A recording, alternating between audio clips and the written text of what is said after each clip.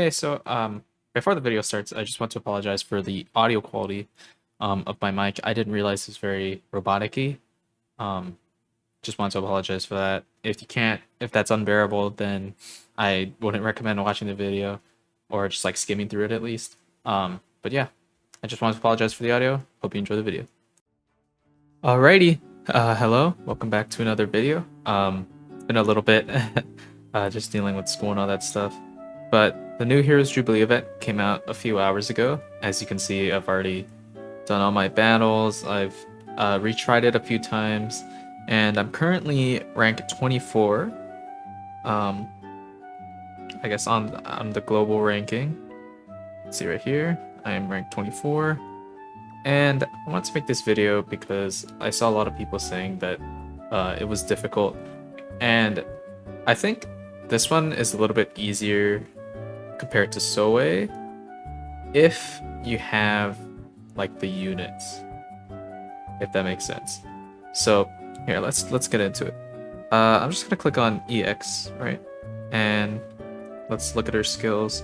So first of all, she's 100% stun immune. So, you know, you can't use Alice or anything like that. And from the beginning, when she starts off, on the second turn, she puts on a defense buff by 100% for 10 turns, crit resistance by 50% for 10 turns, pierce resistance by 50% for 10 turns. And then around turn 4, I believe, turn 3 or turn 4, she puts on the second one, which is guard rate by 100%, decreases your Soul of Skills gauge by 50%, which is that's the green orbs, and decreases their damage. And then around turn 5 or 6, I believe, she seals attack up on all targets. And then I think like turn 7, turn 8, she'll increase her own guard rate by 100%. Actually, I think I'm getting this wrong. I think this one, attack up, is turn 5. And this one should be turn 6, because all of her buffs and stuff like that all end on technically turn 11. So once you start turn 11, all the buffs should be gone. And for this one, I've never gotten to this point. I think it's probably like turn 12, turn 13 for the target's attack decrease. And then she does a all target earth magic attack. So let's take a look at her stats real quick. 4,000 defense and 1,000 attack, and she has 123,000 health. So I recorded a couple videos. I will record a little bit more for the normal battles. I do have one recording of my expert 2. Obviously, these scores are not the greatest. I've seen some people get like 39,000 across the board. I think a couple people had like 40,000 on like expert 1. It's just very RNG heavy, and I'm just, you know, trying to reroll as much as I can and keep rerunning the stage to get as high as I can. So let me transition to those videos here. Okay, so for this video, this one is expert 2, and let me turn. So kind of simple, in all honesty. I just used the free Shuna, my the Fire Melon, and my 6-star Shizue. And yeah. So first, they kind of changed it now. So all battles, you will get 4 of one type of orb, and then 2 of another type. But it'll always be like 2, 2, 2, 2, 2, 2 per character. And so I believe I just chose the green first off, just to clear that. And I think for this one, what you want to just do is just clear it as fast as you can, while also single target ulting the boss, or the third wave.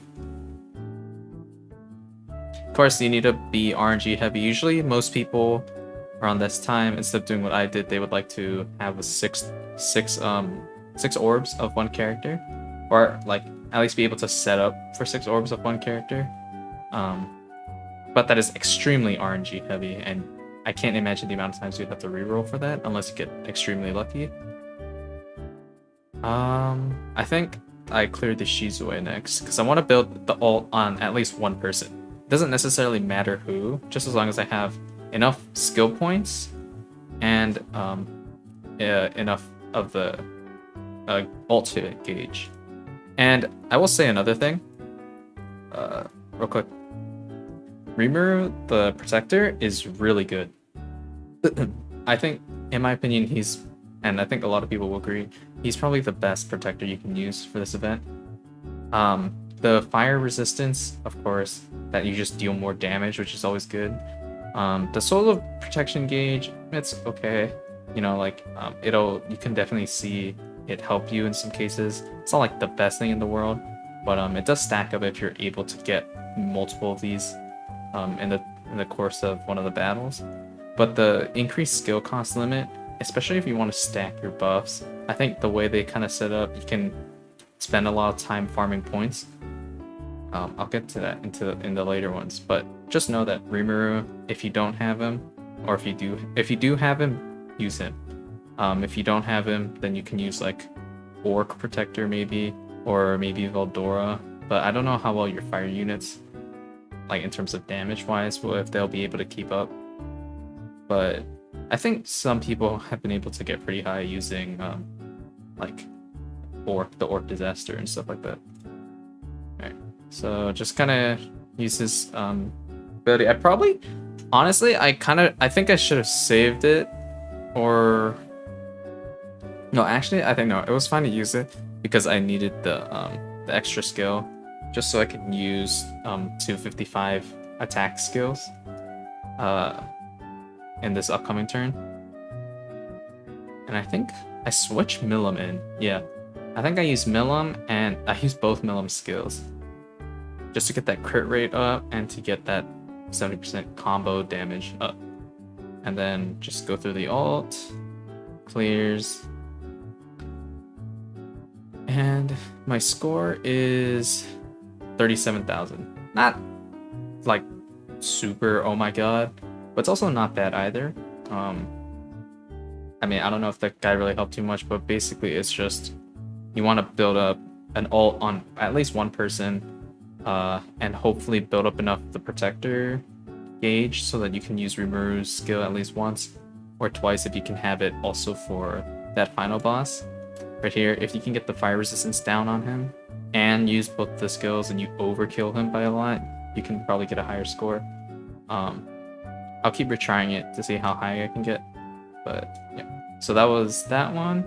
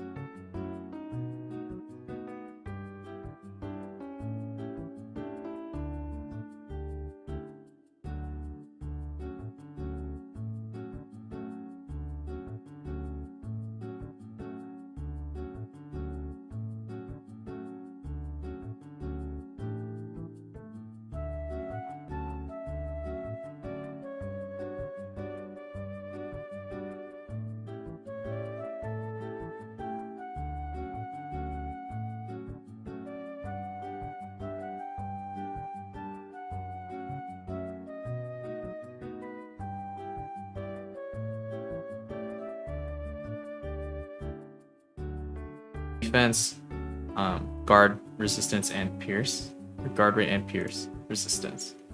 So now at this point, your attacks, like in the higher ones, your attacks are not really going to do that much damage, just because of that 10 turn cooldown, that 10 turn defense buff.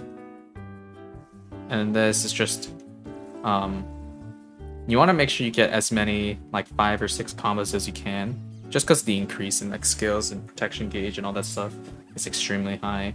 You don't have to focus that much on how much damage you're doing in the first amount of counts. Just make sure you get the ults, the skill points, and timing your protection gauges correctly.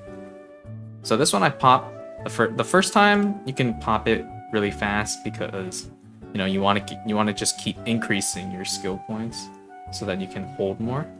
And this one I just clear those two, hopefully, so I can get the 6 combo with Shuna.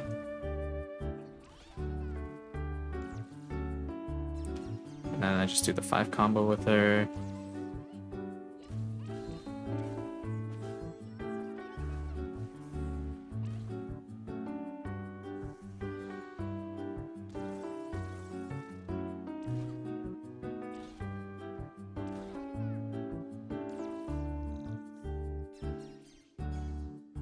Okay, so at this time, I use Shuna's ult just because if I want to be switching in like characters to use their skills, I wanted to just use Shuna's ult just to put in damage. It's up to you whether or not you want to. I was just like, I might as well.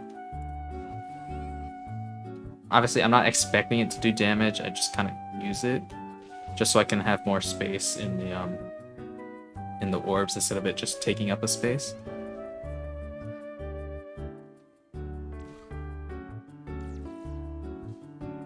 This one, so another 4 turns and 2 turns left. I activate his thing just to give me more skill points. Hope for this just so I can potentially use 3, I think. Or no. Okay, so I use the Windmill buff, and then I use the Rimuru's attack buff. The reason I don't use Fire Millim's ult specifically for this stage is because she has crit resistance. So there's no point in me wasting 55 skill points to increase my crit rate when she has critical resistance. So for this stage specifically, it's better to use Rimuru's attack buff because you'll get more points and more damage out of it rather than trying and hoping that you RNG crit.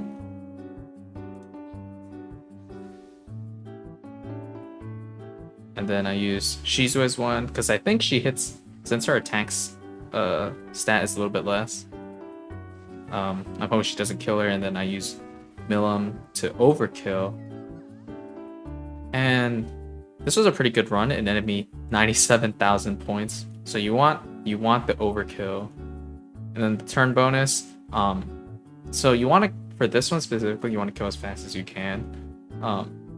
If you have the units for it, like I do, then you don't need to wait the 10 turns because she's so weak at this stage. Then you can just kill her really fast. And then yeah, I got 97,000. And then I'll show you the Extreme Jubilee. Alright, so this is the Expert Jubilee video. As you can see, I got 21,000 in my first run. Not that great. But this is me trying again. Again, same team. Just putting in my max characters to get them the highest stats. Then just kind of looking over her stuff again. We go back a little bit. Yeah, so she has like I said earlier, the defense and all that stuff. So for this one, unlike stage 2, we're gonna wait and play the long game and wait for her cooldown to go through. So I'm gonna play through the 10 turns. It's not like the other one where you can kill her at 7 turns, just because her defense and health is so high that unless you are have the best gear and all 6-star highest protector, all that stuff, I don't know if you'd be able to kill her. So I use Shizue's skill just to give me all the orange, because I want to guarantee that I have the ults, and then I can play around that and switch in Millim or Rimuru. I kind of just use them and increase my skill points without having the ult orbs kind of in the way. So I believe I just used... I used the orange, I think, just so I can bring the blue. I think. Or I do that.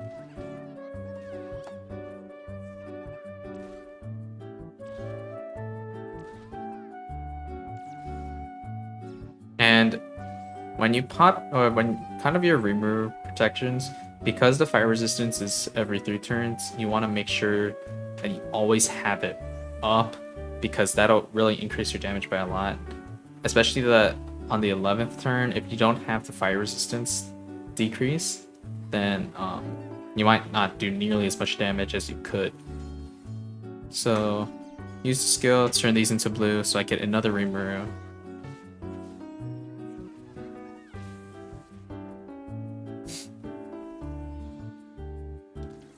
Again, just kind of playing the long game, you know.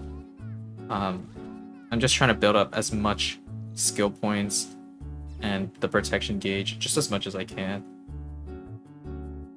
I'm not really too focused on like the damage that I'm doing right now, because honestly, like, it doesn't really matter. And his buff for these is actually pretty decent, because it increases it by 20%, and every time you act, I think I acted like 3 times at this. So it's like a 60% buff on the protection, meaning you'll get it a lot faster. It'll take a little bit to ramp up, but you do get it a lot faster. And for all 3, Milim, Wind Milim, and Space Reamer, it's 165 skill points that you need. So you need to, if you want to put all 3, then you need to have use Reamer's thing at least 3 times.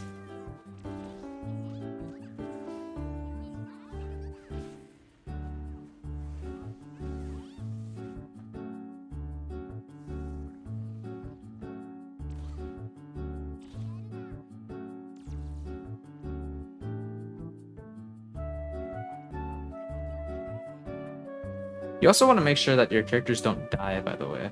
If your characters die, I would just reset. There's no point in playing it if your character dies.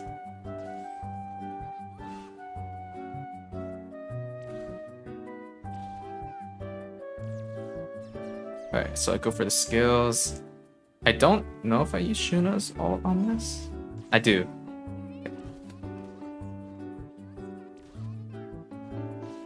So this is a actually I'll wait till Shuna uses her ult. Again, not really too concerned damage. Alright, so all her stuff is gone. She still has 1 turn of the decreased fire resistance. I have 175 skill points, and I have 2 single target ults lined up. So I switch in Shizue, I pop Reamer's attack buff, I pop Milim's crit buff just so I can crit, and then I pop Wind Milim's Soul of Combos damage buff.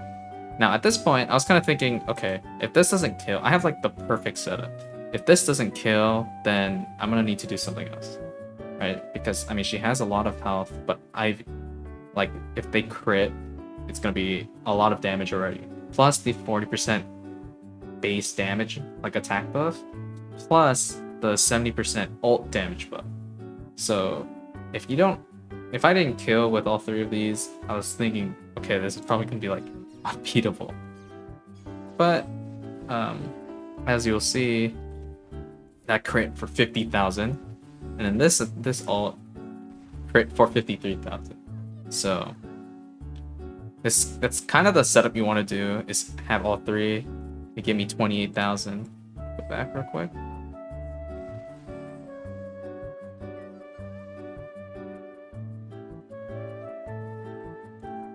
So survivor score, clear score, and then damage score, whatever.